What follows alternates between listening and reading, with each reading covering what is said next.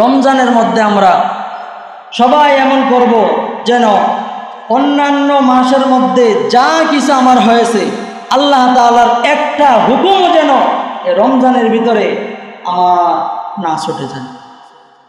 নিয়ত করা যাবে না ইনশাআল্লাহ? হতে পারে এই রমজানটা আপনার জীবনের শেষ রমজান, হতে পারে না?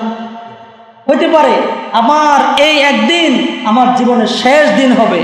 তা আপনি যদি জানতেন, এটা তো আমরা জানি না, কিন্তু আমি আর আপনি যদি জানতাম যে এই রমজানের পরে ঈদের 3 দিন পরে আজরাইলের চিঠি আমার কাছে চলে আসবে, শাজারাতুল মউত যে গাছটা আছে এই গাছের পাতার মধ্যে প্রত্যেকটা মানুষের নাম ঠিকানা সহ তার মৃত্যু কোন জায়গায়, কোন দিন, কোন টাইমে, কোন অবস্থায়, কিভাবে, কার সামনে, কোন গ্রামে, কোন অবস্থায় হবে সব কিছু লেখা আছে।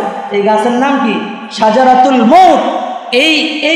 এই গাছের পাতার মধ্যে এটা যদি আমরা জানতে পারতাম, আর যদি জানতে পারতাম যে এই রমজান আমার জীবনের শেষ রমজান, আর রমজানের 3 দিন পরে দাওয়াত টাওয়াত খাওয়ার পরে এরপরে যে 3 দিন হবে, 3য় দিনের মাথায় আজরাইল আমার সাথে সাক্ষাৎ করবে, দুনিয়ার শেষ, আমার আপনার অবস্থাটা কেমন হবে?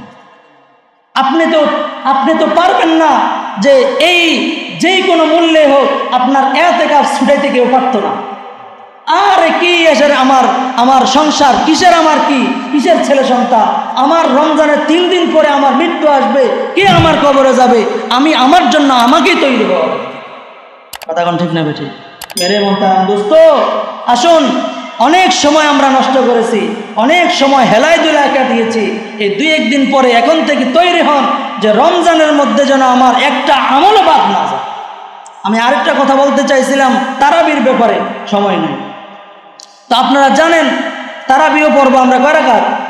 20 রাকাত।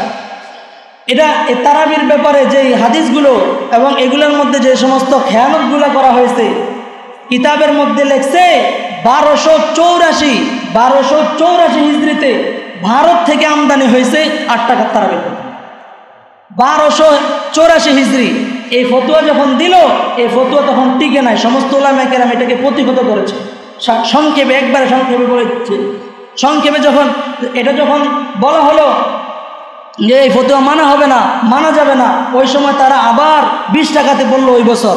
কিন্তু 1284 এরপরে 85 হিজরিতে আবার তারা আকবরাবাদ, ভারতের আকবরাবাদ না একটা এলাকা আছে না, এই ভারতের আকবরাবাদ থেকে আবার পরবর্তী বছর জোরালো কণ্ঠে আবার ফতোয়া দেওয়া হলো যে তারাবি হলো 8 টাকা। এই জন্য মেরে মোহতারাম, কেউ কারো শত্রু নয়। আপনি 2 রাকাত নামাজ বেশি পড়লে আপনি আপনারটা নিয়ে কবরে যাবেন, এটা আমাকে দিবেন না। এই জন্য মেরে মোহতারাম দোস্ত, আপনি যার কথা শোনেন তার কথা কতটুকু সহি, আপনাকে আমল থেকে কতটুকু দূরে সরাইতেছে, এটা আপনার চিন্তা। এই জন্য মেরে মোহতারাম দোস্ত, আসুন আমরা রমজান মাসকে গনিমত মনে করি। রমজান মাসে আমরা সমস্ত সুন্নত, যেন ফরজ তো দূরের কথা, একটা সুন্নত, একটা নফলও যেন আমার থেকে না ছুটে, এই ধরনের প্রতিজ্ঞা, এই ধরনের শক্তি সাহস নিয়ে আমরা এই রমজান কাটাবো ইনশাআল্লাহ।